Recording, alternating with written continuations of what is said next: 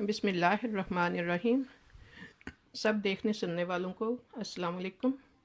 उम्मीद करती हूँ आप सब अल्लाह ताला के फजल करम से खैरियत से होंगे। अल्लाह ताला सबको अपनी ईमान में रखे। मैंने करेले जो बनाए थे काफ़ी बच गए थे तो मैंने फ्रीज़ किए थे। इनको जब फ्रीज़ करने इस तरह डिब्बा लेके मैंने फ्रीज़ किए थे। कोशिश करनी उस वक्त दरमियान में ये थोड़ी जगह खाली रहे, चिमटे नहीं। तो इनको मैंने अब निकाल के एक शॉपर में डाल लूँगी। जब फिर ज़रूरत होगी, फ़र्ज़ करें हमने एक भी इस्तेमाल करना है करेला, तो एक ही लेके हम इस्तेमाल कर सकते हैं। इस तरह फिर चिमटते नहीं। अगर हम एक साथ ही वैसे किसी डिब्बे में जैसे रख देते हैं तो वो फिर चिमट जाते हैं। तो ये कि अब डिब्बे खाली हो जाएंगे, मैं वैसे फिर घर में इस्तेमाल कर सकती हूँ। तो इनमें लंबा टाइम पड़े रहें। तो इस तरह अब 3-3 करके 2 शॉपर में अब मैं नाम लिख के तो रख दूँगी कि जब भी चाहिए एक निकाल के आराम से गर्म कर लें। इनका मैं दोबारा फ्रीज़ कर दूँगी, पहले फ्रीज़ किए हुए थे। यह है कि करेले या साग कुछ चीज़ें उनका फ्रीज़ करके मैं जैसे इस्तेमाल करते हैं तो जायका नहीं बदलता।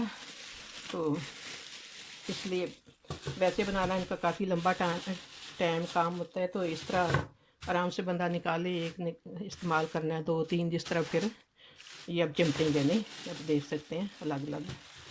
तो बहरहाल एक मैंने पहले भी बताया कि जब डिब्बे में भी हमने रखने हैं, कोशिश करनी है डिब्बे में चिमटे नहीं, थोड़ा उनमें फासला रख के फिर अलग करना निकालना ईजी होता है।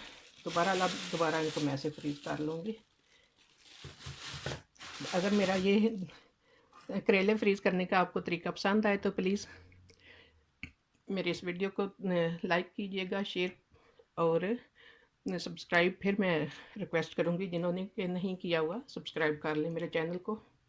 और इसी तरह मेरा साथ देते रहिएगा, जैसे कि कमेंट्स में आप बता रहे होते हैं जो चीज़ पसंद आती है आपको। इसी तरह प्लीज़ आप कमेंट्स भी किया करें और लाइक शेयर भी किया करें मेरी वीडियो को। इसी के साथ मैं इजाज़त चाहती हूँ नेक्स्ट वीडियो तक। अल्लाह ताला सब के लिए आसानियाँ पैदा करे। अल्लाह हाफिज़।